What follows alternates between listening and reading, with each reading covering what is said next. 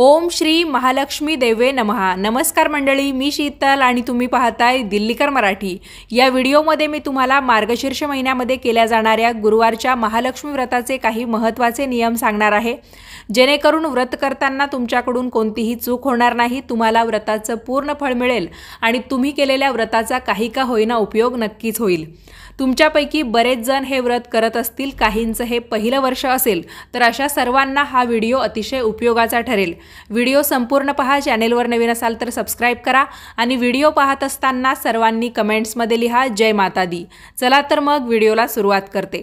मंडळी, प्रत्येक वर्षी मार्गशीर्ष महिना सुरू झाला की गुरुवारच्या दिवशी महालक्ष्मीचं व्रत करण्याची पद्धत आहे। आता सध्या चालू आहे 2023 हे वर्ष आणि यंदा 13 डिसेंबर 2023 पासून म्हणजे बुधवारपासून मार्गशीर्ष महिना सुरू होत आहे। दुसऱ्या दिवशी लगेच पहिला गुरुवार आहे। तर जोपर्यंत मार्गशीर्ष महिना चालू आहे तोपर्यंत जितके गुरुवार येतात तोपर्यंत आपल्याला मार्गशीर्ष महिन्यातलं हे गुरुवारचं व्रत करायचं असतं। यंदाच्या मार्गशीर्ष गुरुवारच्या तारखा मी तुम्हाला सांगते। तर 14 डिसेंबर, 21 डिसेंबर, 28 डिसेंबर, 4 जानेवारी आणि 11 जानेवारी असे एकूण 5 गुरुवार आपल्याला करायचे आहेत। आणि यानंतर तुम्हाला मासिक धर्म किंवा सुतक किंवा इतर काही कारणांमुळे तुमचे काही गुरुवार जर सुटून गेलेले असतील किंवा त्या दिवशी तुम्ही फक्त उपवास केलेला असेल, पूजा मांडणी केलेली नसेल, तर मात्र तुम्ही मार्गशीर्ष महिना संपला तरी पण जितके गुरुवार तुमचे असे गेलेले आहेत तितके गुरुवार जास्त धरू शकतात। तर चला एक एक करून मी तुम्हाला सर्व नियम अगदी व्यवस्थितपणे समजावून सांगते। यानंतर तुमचे काही प्रश्न असतील तर ते तुम्ही मला कमेंट्समध्ये विचारू शकता। मार्गशीर्ष महिन्यामध्ये प्रत्येक गुरुवारी केल्या जाणाऱ्या या महालक्ष्मी व्रताचा उद्देश असा आहे की हे व्रत आपण आपल्याला सुखशांती, समाधान आणि धनसंपत्ती मिळावी, त्याचबरोबर श्री महालक्ष्मीची कृपा आपल्यावर व्हावी म्हणून करायचं असतं। हे व्रत जे कोणी करतं तर त्याचं शरीर आणि मन स्वच्छ असावं।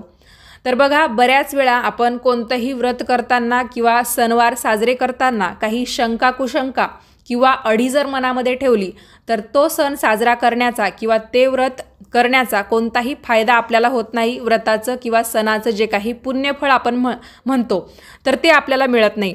त्यामुळे अगदी स्वच्छ मनाने, पवित्र मनाने आपल्याला हे व्रत करायचं आहे। हे व्रत कुणी करावं आणि विधवा महिला हे व्रत करू शकतात का, हा बऱ्याच जणांनी विचारलेला प्रश्न आहे। तर त्या दोन्ही प्रश्नांची उत्तरं मी तुम्हाला देते।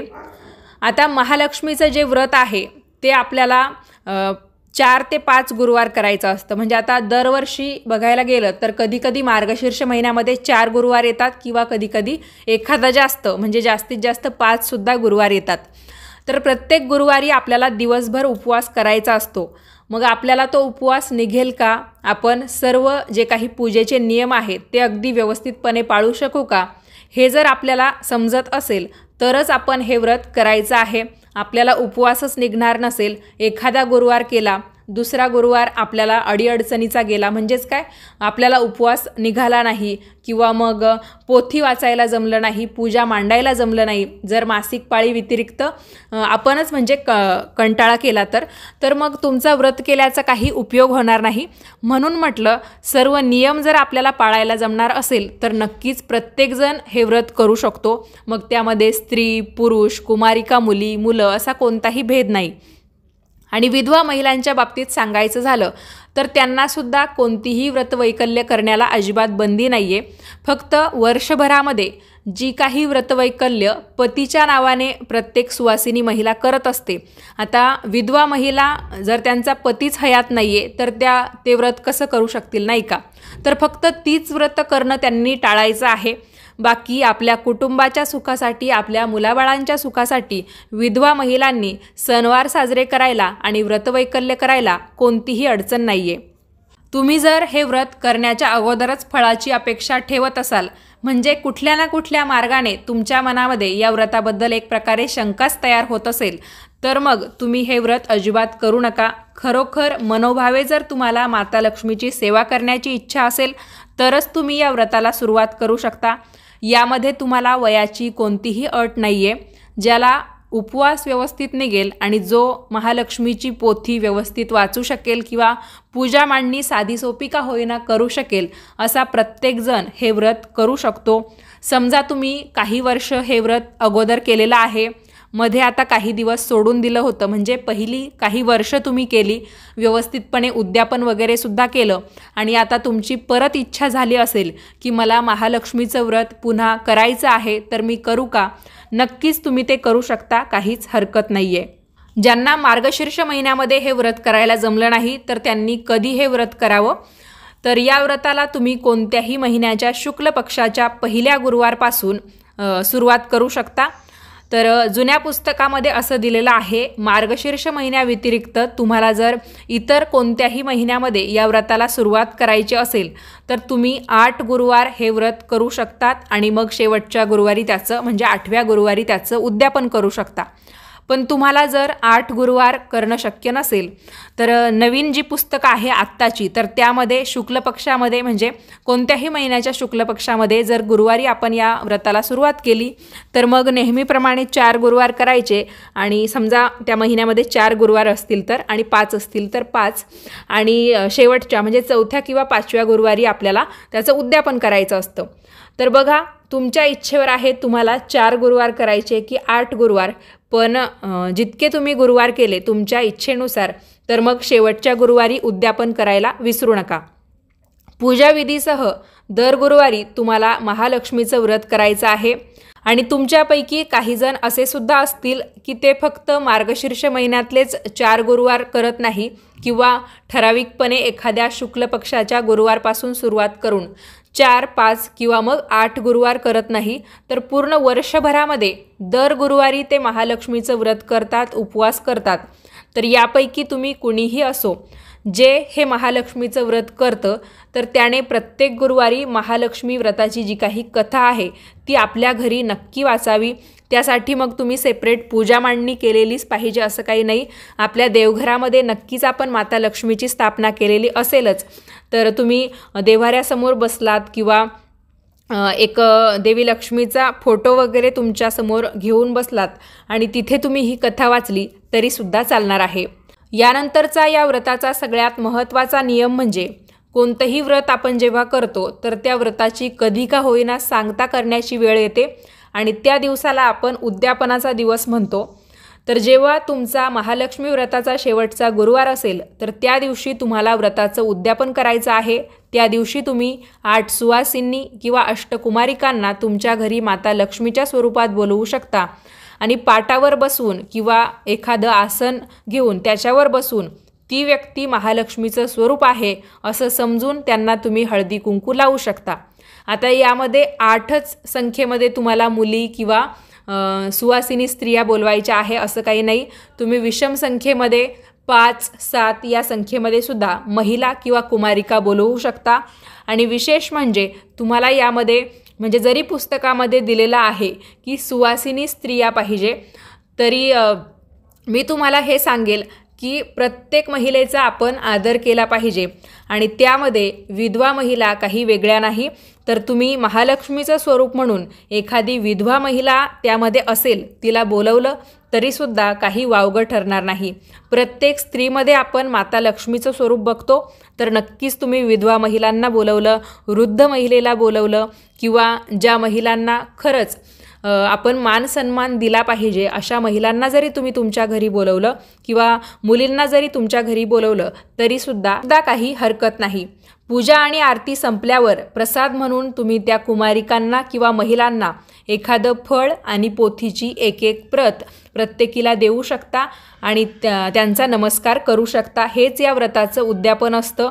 पुरुषांनी जरी हे व्रत केलं तरी पण त्यांना उद्यापनासाठी स्त्रिया किंवा मुलीच बोलवाव्या लागतील, कारण माता लक्ष्मीच्या नावाने जर हे व्रत आहे तर पुरुषांना बोलावून चालणार नाही.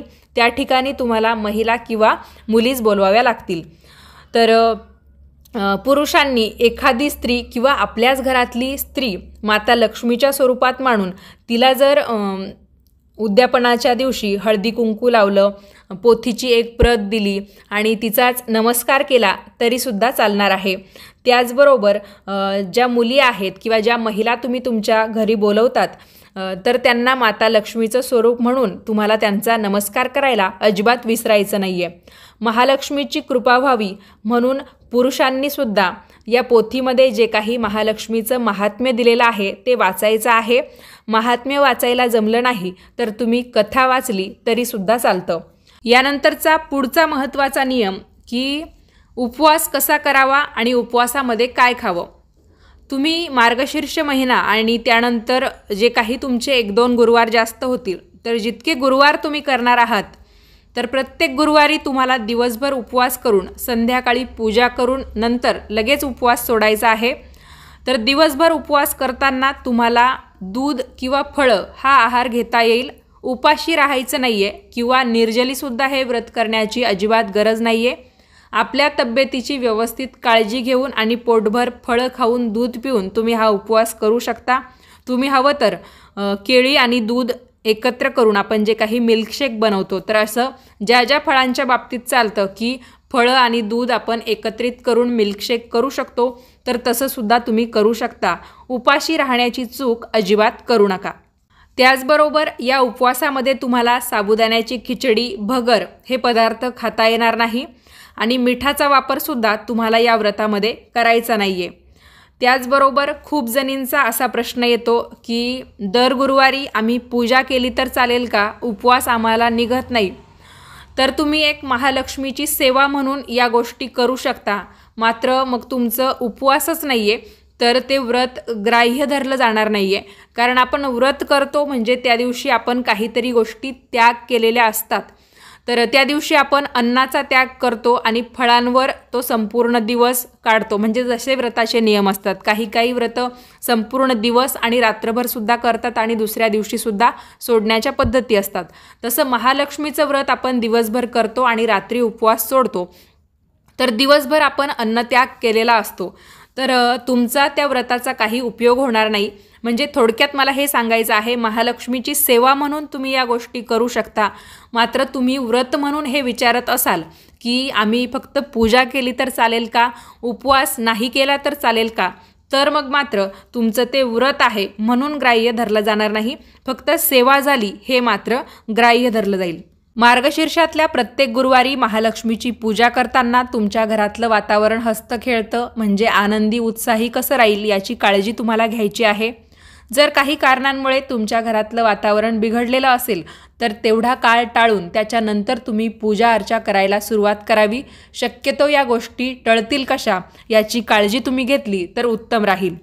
त्याचबरोबर पूजा झाल्यानंतर तुम्ही आवर्जून माता लक्ष्मीचं महात्म्य जे पोथीमध्ये दिलेलं आहे ते किंवा माता लक्ष्मीची जी कथा दिलेली आहे शांबाला आणि तिच्या आईची तर ती वाचायला अजिबात विसरू नका.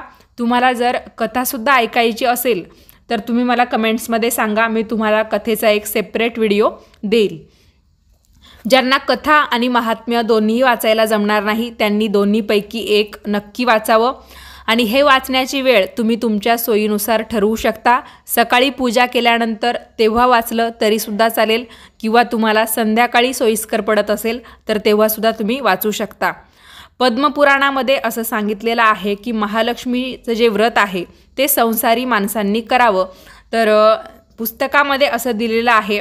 तरी पण आजकालच्या ज्या जाणत्या मुली आहेत, ज्या कुमारिका आहेत त्यांनासुद्धा बऱ्याच वेळा वाटतं की माता लक्ष्मीचा आशीर्वाद मला मिळावा त्यासाठी मी हे व्रत करू शकते का, किंवा मुलांनासुद्धा वाटतं. तर अशा प्रत्येकाने हे व्रत केलं तरीसुद्धा चालतं, काहीच हरकत नाही. देव काय असं सांगत नाही. पुराणामध्ये जरी लिहिलेलं आहे तरी पण देवीची सेवा, देवाची सेवा लहान मुलं, मोठी माणसं, वृद्ध माणसं सगळेच जण करतात. तर प्रत्येकाने हे व्रत करायला काहीच अडचण नाही. व्रताच्या दिवशी घरातील माणसांनी, विशेषतः व्रत करणाऱ्या व्यक्तींनी आनंदी राहावं. जोडप्याने सुद्धा हे व्रत करता येतं. म्हणजे ज्या पतीपत्नींची अशी इच्छा आहे की आपण दोघांनी मिळून हे व्रत करावं तर नक्कीच त्यांनीसुद्धा हे व्रत करू शकता. उद्यापन करताना त्यांनी मात्र वेगवेगळ्या म्हणजे त्या पत्नीने वेगळ्या महिला किंवा मुली बोलवल्या, पुरुषाने वेगळ्या बोलवल्या तर असं करण्याची अजिबात गरज नाही. दोघांनी मिळून 7, 5 किंवा 8 कुमारिका किंवा महिला मुली बोलवल्या तरीसुद्धा चालतं. तर दोघांनी मिळून त्याच सुवासिनी स्त्रियांची पूजा करायची आहे किंवा त्याच मुलींची देवी लक्ष्मीच्या स्वरूपामध्ये पूजा करायची आहे। निरनिराळ्या कारणांनी स्त्री किंवा पुरुषांना हे व्रत करताना काही अडचण आली, जसं की महिलांच्या बाबतीत सांगायचं झालं तर मासिक पाळी असू शकते आणि कुठे गावाला वगैरे गेल्या तर तुम्ही तो गुरुवार करू शकता, मात्र पूजा मांडणी तुमच्याकडून होणार नाही, तर तो गुरुवार तुम्हाला सोडून द्यायचा आहे। आणि जितके गुरुवार तुमचे अशा काही कारणांमुळे सुटतील तर त्यांनी ते गुरुवार सोडून द्यायचे आहे, तेवढे जास्त तुम्हाला करावे लागतील।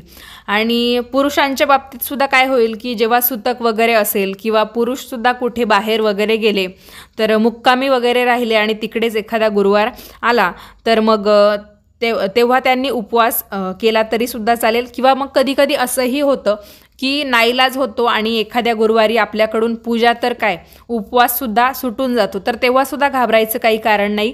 तुम्ही मार्गशीर्ष महिना जरी संपला तरी पण जितक्या गुरुवारी तुमचं असं काही झालेलं आहे, जसं की उपवास सुटला किंवा मग पूजा झाली नाही, तर मात्र तुम्ही तेवढे गुरुवार जास्त करू शकता। तर थोडक्यात मला तुम्हाला हे सांगायचं आहे, जसं की सुतक, त्याचबरोबर मासिक पाळी किंवा अशा काही अडचणी की ज्या वेळेस आपल्याकडून व्रत किंवा उपवास यापैकी काही झालं नाही, म्हणजे पूजा किंवा उपवास असं काही झालं नाही, तर मग तितके गुरुवार तुम्हाला जास्त करायचे आहे। इतर कोणतेही उपवास असताना हे गुरुवार व्रत आलं तरी पण तुम्हाला हे व्रत करायला काहीच हरकत नाही आहे। म्हणजे कधीकधी एखाद्या वेळेस काय होतं, गुरुवारी एकादशी आली आणि तुमचा मार्गशीर्ष महिन्यातला गुरुवारसुद्धा चालू आहे किंवा दुसरंसुद्धा व्रत या मार्गशीर्ष गुरुवारच्या दिवशीच आलं, तर मग तुम्ही उपवासामध्ये तुम्हाला माहिती आहे की कोणताही उपवास असला तरी पण फळं खायला काहीच अडचण नाही आहे, तर तुम्ही ते व्रत तुमचं चालू ठेवू शकता, सोडण्याची अजिबात गरज नाही आहे। समजा एकादशी आली तर समजा गुरुवार आहे आणि एखाद्या वेळेस एकादशीसुद्धा आली, तर मग कसं करायचं, एकादशी तर आपण पूर्ण 24 तासासाठी धरतो आणि दुसऱ्या दिवशी उपवास सोडतो, तर मग तुम्ही त्या गुरुवारी काय करायचं आहे, गुरुवारीच उपवास न सोडता शुक्रवारी उपवास सोडला, म्हणजे दोन्ही टाईम तुम्ही फळं दूध असा आहार घेतला आणि शुक्रवारी उपवास सोडला सकाळी तरीसुद्धा चालणार आहे, काहीच हरकत नाही। आणि यंदा तर म्हणजे काय होतं, प्रत्येक जेव्हा पहिलाच गुरुवार येतो तर त्याच्या अगोदरच म्हणजे जेव्हा मार्गशीर्ष महिना सुरू होतो तेव्हा खंडेरावाच्या नवरात्रीला, म्हणजे ज्याला आपण षडरात्री म्हणतो, तर त्यालासुद्धा सुरुवात झालेली असते। बऱ्याच जणी षडरात्रीचे सुद्धा उपवास करतात, तर तेव्हा महालक्ष्मीचं व्रत चालू ठेवलं तर चालेल का? नक्कीच चालू ठेवू शकता तुम्ही, काहीच हरकत नाही। आता काही जणांचं असं म्हणणं येतं की मार्गशीर्ष महिना सुरू झाल्यानंतर समजा आपल्याकडून पहिलाच गुरुवार धरणं झालं नाही किंवा काही कारणांमुळे विसरून गेलो किंवा राहून गेलं, कोणतंही कारण असो, पण पहिला गुरुवार समजा आपल्याकडून झाला नाही, तर मग आपण पुढचे गुरुवार करू शकतो का? नक्कीच। तुम्ही मार्गशीर्ष महिन्यामध्ये हे व्रत जर करणार असाल, त्यानंतर जेव्हा तुम्हाला वाटलं की गुरुवारी आपल्याला हे व्रत करायचं आहे, तर ज्या गुरुवारी तुम्ही पूजा मांडणी कराल, उपवास कराल, तो तुमचा पहिला गुरुवार असेल। आणि अशा पद्धतीने त्या वर्षात मार्गशीर्ष महिन्यामध्ये किती गुरुवार आहेत तर तितके गुरुवार तुम्ही करू शकता। तर यंदा आहे 5 गुरुवार, समजा तुमच्याकडून काही कारणांमुळे पहिला गुरुवार झाला नाही, तुमचं दुसऱ्या गुरुवारी लक्षात आलं की माझा तो गुरुवार सुटून गेला किंवा राहून गेला किंवा त्या दिवशी माझा मासिक धर्म होता, तर दुसरा गुरुवार जो आहे तो तुमचा पहिला गुरुवार असेल आणि अशा पद्धतीने तुम्ही पुढे 5 गुरुवार करायचे आहे। आणि जरी मार्गशीर्ष महिना संपून गेला तरीसुद्धा हवं तर तुम्ही त्याचं जे उद्यापन आहे ते मार्गशीर्ष महिन्यात करून टाका आणि त्यानंतर जो पौष महिना येईल त्यातला 1 किंवा 2 गुरुवार, म्हणजे जसे तुमचे वाढले असतील त्यानुसार तुम्ही जास्त करू शकता। आता व्रताचा जो काही क्रम आहे तो तुम्ही सारखाच ठेवायचा आहे। तर कधीकधी काय होतं, एखाद्याला दिवसा व्रत करायला जमत नाही, तर त्यांचं असं विचारणं असतं की आम्ही रात्री हे व्रत केलं तर चालेल का? तर मग तुम्हाला काय करायचं आहे, प्रत्येक गुरुवारी तुम्हाला मग रात्रीच व्रत करायचं आहे। दिवसभर तुम्ही पूर्ण आहार घेऊ शकता। ज्यांना रात्री करायचं आहे त्यांनी रात्रीच पूजा मांडणी करायची आणि रात्रीच हे व्रत करायचं, तर तुम्हाला संपूर्ण 5ही गुरुवार हेच करावं लागेल।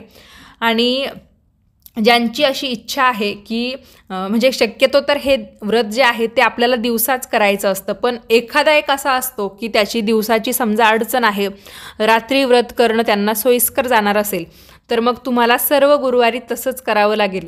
तुम्ही समजा 2 गुरुवार दिवसा उपवास केला आणि नंतर तुम्हाला वाटलं की नाही मी आता रात्री व्रताला सुरुवात केली तर चालेल का, तर असं अजिबात चालणार नाही. व्रतामध्ये एकसारखेपणा असला पाहिजे. त्यामुळे ज्या वेळेत तुम्ही उपवास करता आहात तर सगळे गुरुवार अगदी तुमचे त्याच वेळेत झाले पाहिजे. पुढचा महत्त्वाचा नियम काय आहे बघा, तर हे व्रत करत असताना नक्कीच तुम्ही या पोथीतलं काही का होईना वाचत असतात. तर त्या पोथीमध्ये महालक्ष्मीची समजा तुम्ही कथा वाचत आहात, महात्म्य वाचत आहात किंवा जे काही असेल ते, तर ते वाचत असताना तुम्ही तुमच्या कुटुंबाला सुद्धा सहभागी करून घ्यायचं आहे. जरी कुटुंबातल्या एखाद दुसऱ्याच व्यक्तीला उपवास आहे, बाकीच्यांना नाही आहे, तरी पण हे जे काही तुम्ही वाचतात तर त्याचा लाभ, त्याचा श्रवण करण्याचा जो काही लाभ आहे तो प्रत्येकाला होऊ द्या. हवं तर तुम्ही तुमच्या शेजारच्या पाजारच्या व्यक्तींना सुद्धा बोलवू शकता जर तुमचे त्यांच्याशी संबंध चांगले असतील तर. कारण पोथीचा लाभ तुम्ही तुमच्याद्वारे जितक्या लोकांना द्याल तितकं तुम्हाला या व्रताचं पुण्यफळ अधिक पटीने मिळणार आहे. आणि जेव्हा तुम्ही ही कथा वाचता किंवा महात्म्य वाचता तर तेव्हा ते वाचताना एकाग्रता असावी. घरातल्या व्यक्तींना किंवा लहान मुलांनासुद्धा शांत ठेवण्याचा प्रयत्न करावा. कारण बऱ्याच वेळा लहान मुलांमुळे सुद्धा डिस्टर्बन्स वाढतो. बऱ्याच वेळा हे पोथी वाचन चालू असताना गुप्त स्वरूपामध्ये तुम्हाला महालक्ष्मीचं अस्तित्व वेगवेगळ्या संकेतांद्वारे जाणवेल.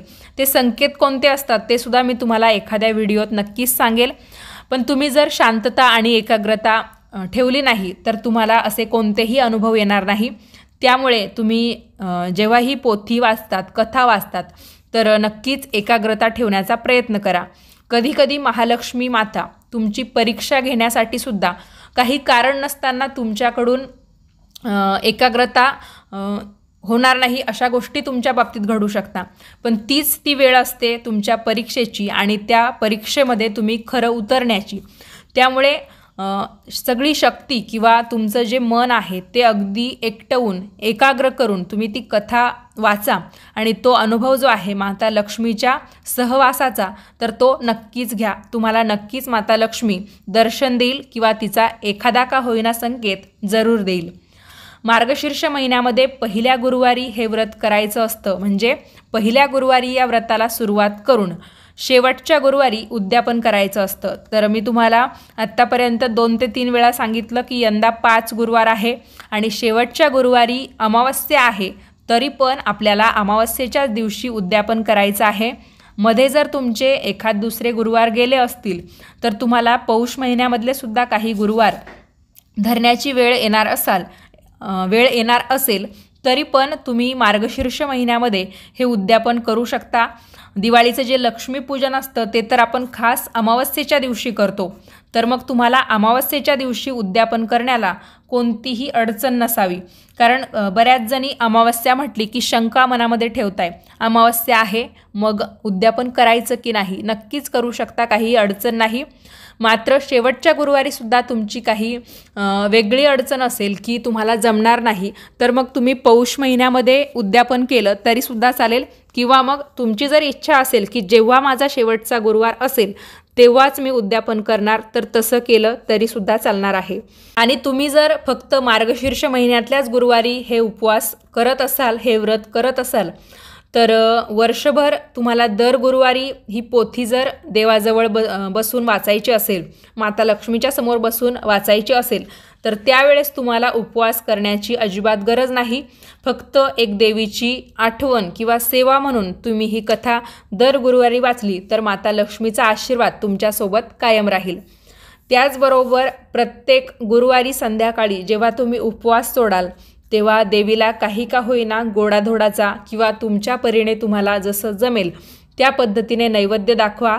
गाईलासुद्धा घास काढून ठेवा आणि गाईचा घास तुम्हाला देणं शक्य नसेल किंवा गाईला नैवेद्य देणं शक्य नसेल तर गाईऐवजी तुम्ही कोणत्याही मुक्या प्राण्याला जर ते अन्न दिलं, समजा गुरुवारच्या दिवशी जमलं नाही, शुक्रवारच्या दिवशी तुम्ही सकाळी गाईऐवजी समजा कुत्रे वगैरे असतात किंवा दुसरे काही पाळीव प्राणी असतात, पाळीव नसतील तर दुसरे असतील, पक्षी असतील, त्यांना जरी तुम्ही तो गाईच्या नावाचा नैवेद्य दिला तरीसुद्धा तुम्हाला गोमातेचा आशीर्वाद मिळून जाईल किंवा ते मुके जीवसुद्धा तुम्हाला भरभरून आशीर्वाद देतील. त्याचबरोबर तुमच्या कुटुंबियांसह तुम्हाला सुद्धा उपवास सोडताना व्यवस्थितपणे भोजन घ्यायचं आहे। आणि जेव्हा तुम्ही उपवास सोडता तर तुम्हाला जितकं काही अन्न हवं आहे ते तुम्ही तुमच्या ताटामध्ये घेऊ शकता।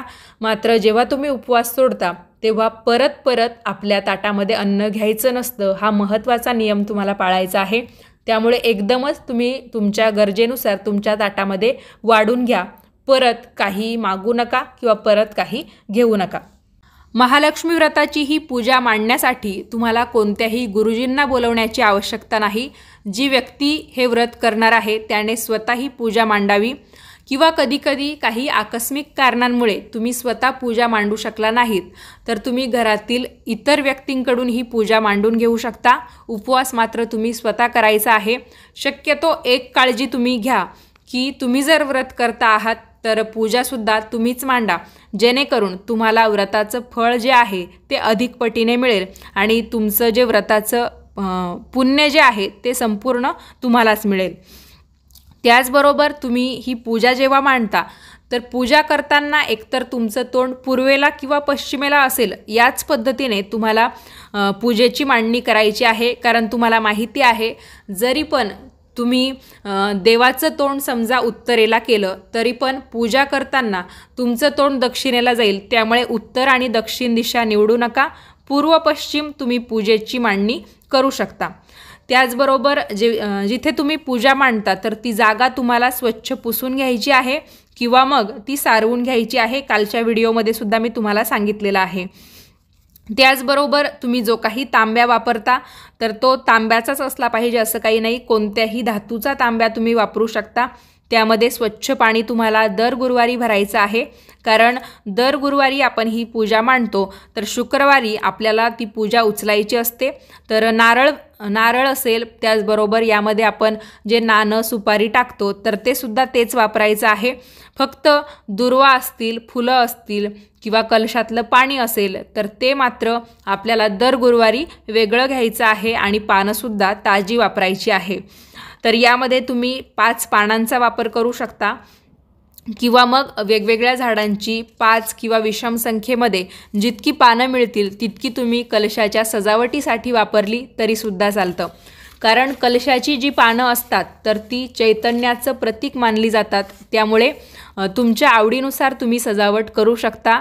बऱ्याच जणी मुखवटेसुद्धा लावतात किंवा त्या नारळाला जे आहेत त्यालासुद्धा देवी लक्ष्मीचं स्वरूप मानून काही अलंकार घालतात। तर तुमची तशी पद्धत असेल किंवा तसं तुम्हाला करायला आवडणार असेल तरीसुद्धा काहीही हरकत नाही। त्याचबरोबर कलशाच्या समोर तुम्हाला थोडीशी दक्षिणा ठेवायची आहे।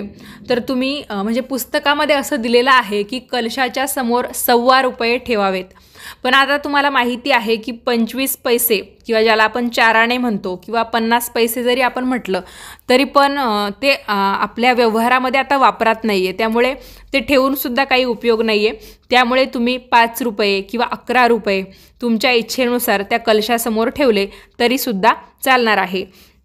त्याचबरोबर कलश स्थापना जेव्हा तुम्ही करतात तर खाली जे काही धान्य ठेवतात तर त्यामध्ये तुम्ही तांदूळ किंवा गहू काही पण वापरू शकता, पण ते व्यवस्थितपणे पसरवून ठेवा, जेणेकरून तुमचा कलशसुद्धा त्याच्यावर अगदी व्यवस्थित बसेल। आणि कलश जर हलत असेल तर बऱ्याच वेळा नारळसुद्धा पडण्याची शक्यता असते आणि कळस जर सांडला तर आपल्या मनामध्ये परत काही ना काही विचार जे आहेत ते सुरू होतात। त्यामुळे कलश स्थापना अगदी व्यवस्थितपणे करा। आणि बऱ्याच जणी नारळ वापरतात तर नारळाचं एक वरून कवर असतं आणि त्यानंतर नारळाच्या शेंड्या आपल्याला आतमधून दिसतात। तर तुम्ही नारळ न सोलता जर ठेवणार असाल तर जिथे तुम्हाला अशी वरती फुलासारखं दिसेल, वर जिथं आपण नारळ तोडतो ना तर तिथे एक फुलासारखा भाग असतो। जसं मी तुम्हाला तुळशीच्या लग्नामध्ये ते नारळ दाखवलं होतं तर ते मी सोललेलं नव्हतं। खूप जणींनी असं सांगितलं की नारळ तुम्ही उलटा ठेवलेला आहे, पण तो नारळ उलटा नसून तो मी बरोबर ठेवलेला होता। जेव्हा आपण नारळ सोलून घेत नाही तो पूर्ण त्याच्या वरच्या कडक आवरणासह असतो। शेंड्यांच्या अगोदरसुद्धा म्हणजे नारळ जेव्हा झाडाला असतं तेव्हा जर तुम्ही बघितलेलं असेल तर त्या आवरणासह जेव्हा आपण नारळ कलशावर ठेवतो तर तेव्हा आपल्याला असं वाटतं की नारळ उलटा ठेवलेला आहे, पण तोच नारळ जेव्हा आपण सोलतो तेव्हा आपल्याला कळतं की हीच बाजू बरोबर होती.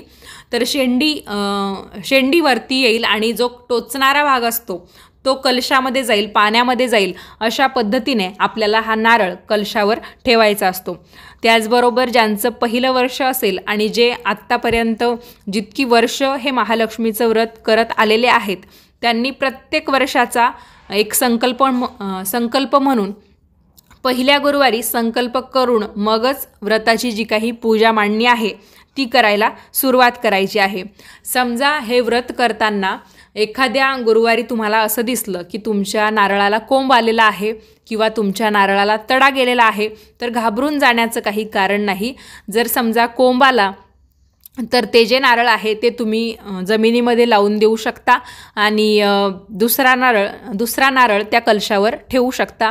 तडा वगैरे गेला तरी पण ते नारळ तुम्ही काय करायचं आहे, हवं तर देवीच्या नावाने फोडून घेऊ शकता, त्याचा प्रसाद खाऊ शकता.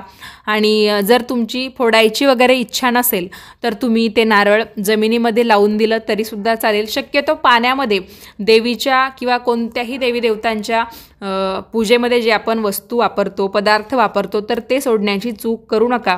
त्याच्याऐवजी भरपूर चांगले पर्याय मी तुम्हाला आत्तापर्यंत सांगत आलेले आहेत.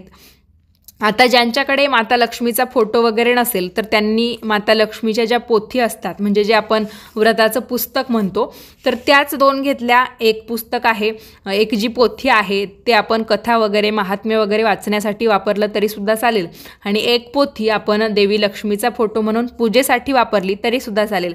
जेव्हा तुम्ही पोथी, फोटो किंवा मूर्तीऐवजी फोटोचा किंवा पोथीचा वापर करतात तर त्यावेळेस तुम्हाला देवी लक्ष्मीला स्नान घालता येत नाही.